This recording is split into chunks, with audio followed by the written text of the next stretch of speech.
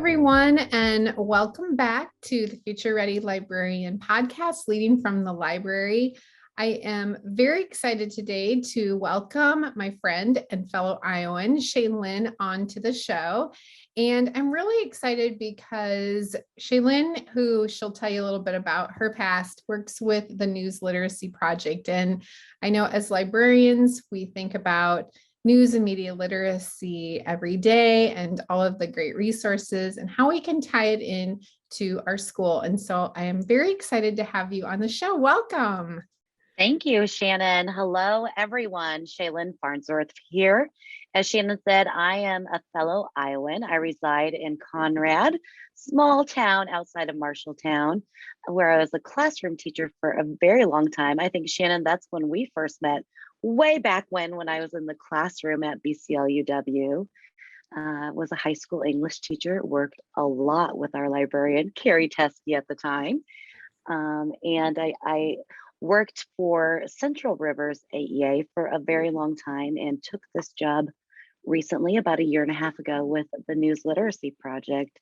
And it kind of combines all of my passions together and how to best support not only educators, but students in this complicated information landscape. How can we help kids discern fact from falsehoods, which runs rampant on social media platforms? So I am excited to be here with you, Shannon. Thank you so much. Yeah, we're so happy to have you here. And it's always just very interesting to follow not only the things that you are talking about and sharing, but I know I visit and share the site a lot too. And so for those who have never heard of the News Literacy Project, give us kind of an overview of what it is.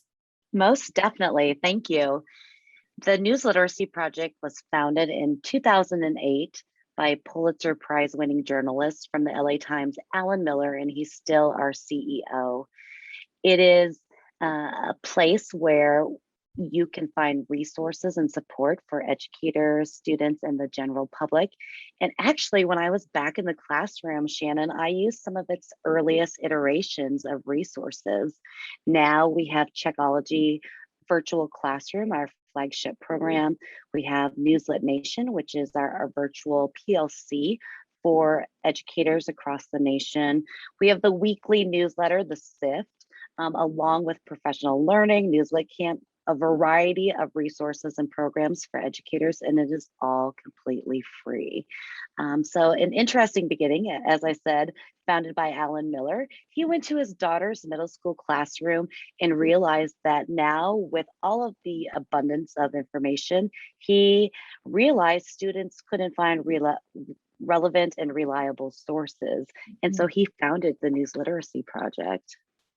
That's amazing. That's really cool. I can't wait to, I'm just sitting here looking at all of the things and even just listening, seeing things and hearing things that I've never even, heard of before on here. And I think that's the great thing too, is that they have you and others who are behind this really driving, because the importance of it in our classrooms and within our libraries. And I think that gets us to just the question of the importance of news and media literacy, and especially since what we have been through, the last 18 months or 2 years, working with librarians and teachers, just what are you seeing? Like, what does the landscape look like right now? What's happening within libraries and even in classrooms? And I think too, the really cool thing is just how we collaborate as librarians with classroom teachers and how we can use this, together. So just share maybe what you're seeing in your work across the United States too.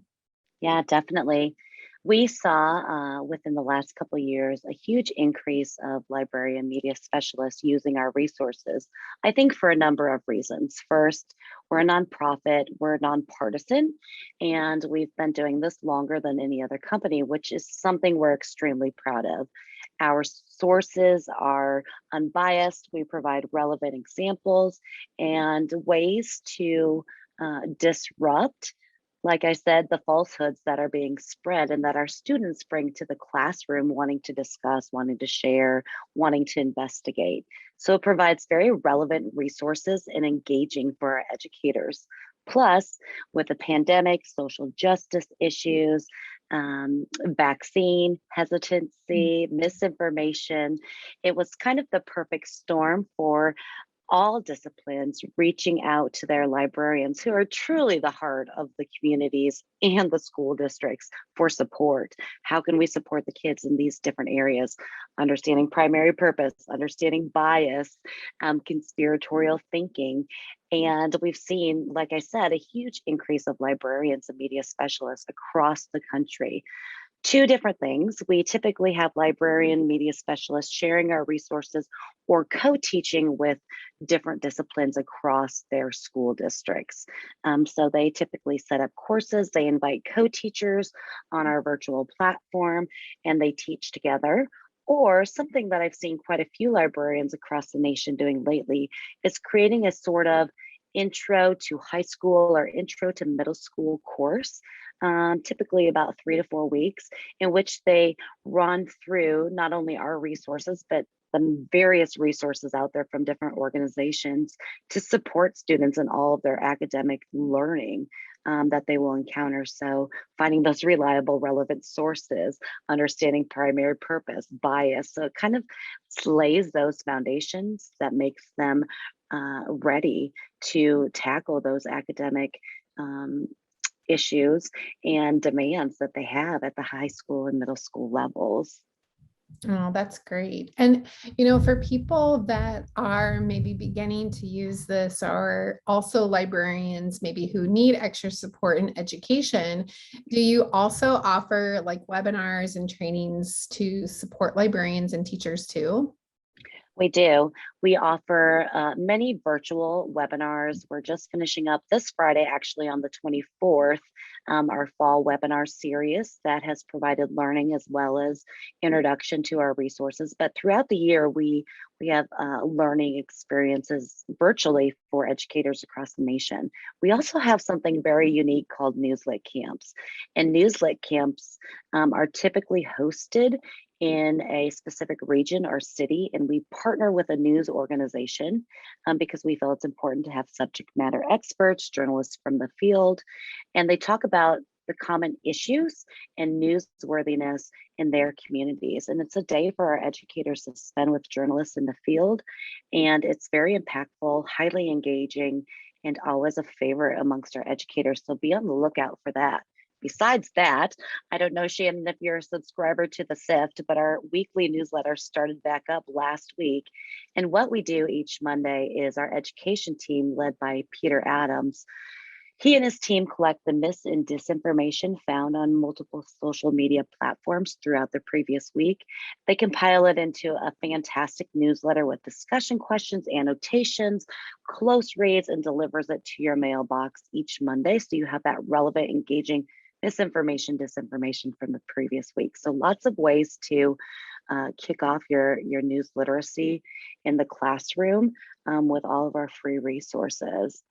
That's awesome. I can't wait to sign up for that. So I know that we'll be sharing the link for everyone to be able to find this, because I know that you're going to have lots of new people following along and using this information. And I think that leads us to, like, when you go to a site like this and there is so many great things, and there's like a tab I see at the top for educators and for everyone and global education.